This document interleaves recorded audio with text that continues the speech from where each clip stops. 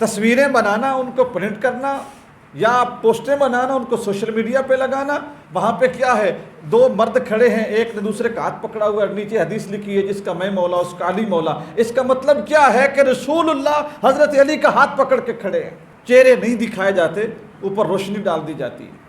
کربلا کی باری آتی ہے تو گھوڑا کھڑا ہے اور گھوڑے کے اوپر ایک سوار ہے اور اس کے آر پار تیر ہو چکے ہیں اور نیچے لکھا ہوا ہے سلام یا امام الحسین۔ شو یہ کروایا جاتا ہے، اس میں یہ بتایا جاتا ہے کہ حضرت امام حسین نے حضرت علی کو اٹھایا ہوا ہے، حضرت علی اصغر کو اٹھایا ہوا ہے اور پانی مانگ رہے ہیں۔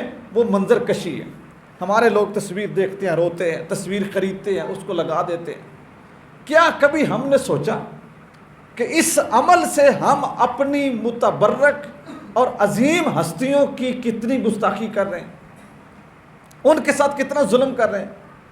یہی کام غیر مسلم کریں، ہندو کریں، عیسائی کریں، یہودی کریں، ہمارے رسول کی تصویریں بنائیں، ہماری جو متبرک ہستیاں ان کی تصویریں بنائیں، ہم روڈیں بلاک کر دیتے ہیں، اپنی دکانیں جلانا شروع کر دیتے ہیں۔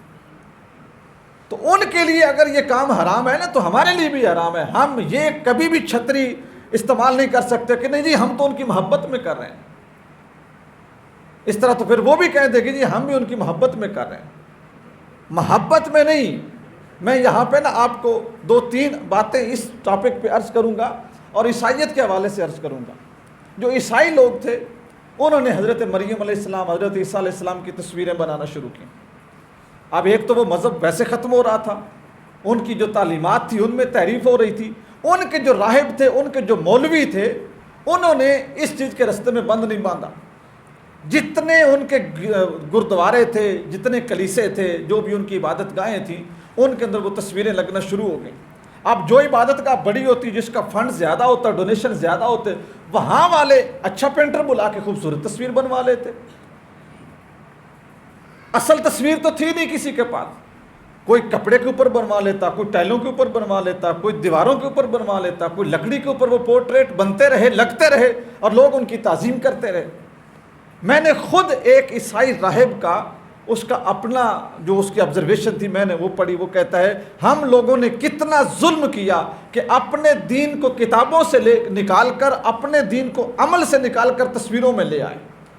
اب وہ عیسائی اپنا ایک مشاہدہ بیان کرتا ہے، وہ کہتا ہے کہ مجھے تکلیف اس وقت ہوئی یا مجھے رونا اس وقت آیا جب میں نے دیکھا کہ ایک چرچ میں ایک بچی کھڑی ہے حضرت مریم کی تصویر کے سامنے، اور اس نے اپنے بابا کا ہاتھ پکڑا ہوا ہے اور کہہ رہی ہے ابو جی یہاں پر تو مریم بڑی خوبصورت ہے، جو ہمارے گھر میں مریم ہے نعوذ باللہ وہ تو بڑی بدصورت ہے۔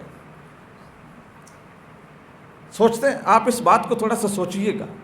اس نے کہا جب میں نے بچی کی زبان سے یہ جملہ سنا نا تو میرے دل کے کلیجے کے اوپر جو نا وہ چھریاں چلیں کہ یہ ہم نے کیا کر دیا۔ ہمیشہ جو برائیاں ہوتی ہیں نا، جو بدکاریاں ہوتی ہیں، یہ چھوٹی چھوٹی چیزوں سے رستہ بناتی ہیں۔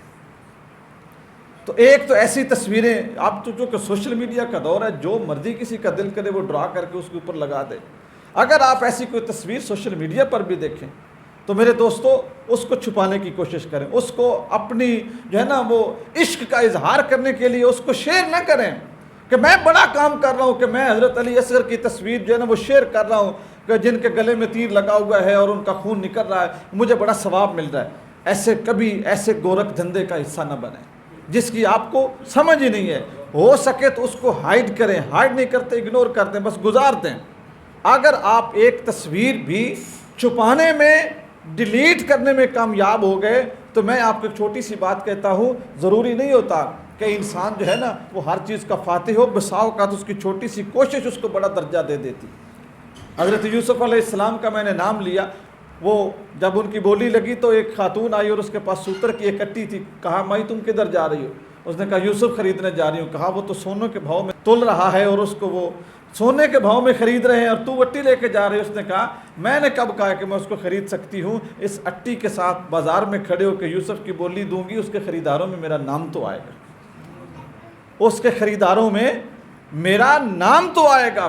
اسی طرح یہ جو ابابیل ہے، اس کی چونچ میں کتنا پانی آتا ہے، لیکن میں نے ایک حدیث مبارکہ پڑھی، سرکار دو عالم صلی اللہ علیہ وآلہ وسلم نے فرمایا ابابیل پرندے کی عزت کرو، یہ وہ پرندہ ہے کہ جس نے میرے بابا ابراہیم پہ جلتی ہوئی آگ کو بجھانے کے لیے اپنی چونچ میں پانی بھرا تھا۔